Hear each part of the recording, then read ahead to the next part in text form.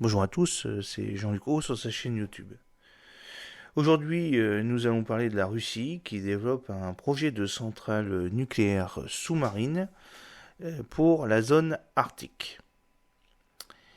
Le bureau d'études de Saint-Pétersbourg, le Malachit Marine Engineering Bureau, travaille en Russie sur le projet d'un module submersible pour fournir de l'énergie. Il serait doté de 2 réacteurs nucléaires pour une puissance de 20 MW d'énergie et est situé à 400 mètres de profondeur. L'objectif serait d'alimenter certaines zones de l'Arctique. Strana Rosatom, le magazine de la société nucléaire russe, indique que la possibilité d'atteindre de telles profondeurs réduira le risque de collision avec les icebergs, ajoutant que le module fonctionnera de manière autonome et fera l'objet d'une maintenance périodique, une fois tous les 3 mois.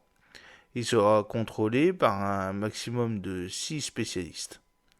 L'objectif est de fournir de l'énergie pour l'exploitation des ressources des zones du plateau arctique et des garnisons nordiques éloignées, des territoires où les centrales électriques traditionnelles ne peuvent pas être implantées. Selon la page du projet sur le site web de Malachit, les points forts de l'installation seraient la capacité de contrôler la plongée et la remontée à l'aide de lignes d'ancrage et une résistance sismique accrue en planant dans la colonne d'eau.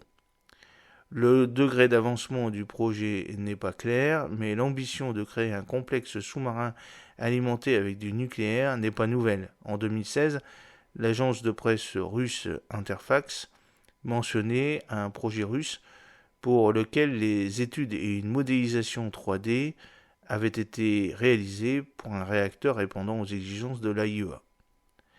En 2011, la société française DCNS, forte de son expérience dans la construction des sous-marins pour la marine nationale française, lançait un projet similaire, une petite centrale nucléaire offshore baptisée FlexBlue, une unité cylindrique mesurant 100 mètres de long et de 12 à 15 mètres de diamètre, dotée d'une technologie de réacteur à eau pressurisée similaire à celle des sous-marins nucléaires et produisant entre 50 et 250 MWh.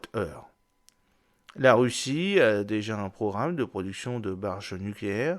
Le Malachit Marine Engineering Bureau fait partie de United Shipbuilding Corporation et se décrit comme spécialisé dans la conception d'équipements marins, y compris ceux dotés de réacteurs nucléaires, sa principale activité étant la conception, la construction et les essais de sous-marins nucléaires et diesel.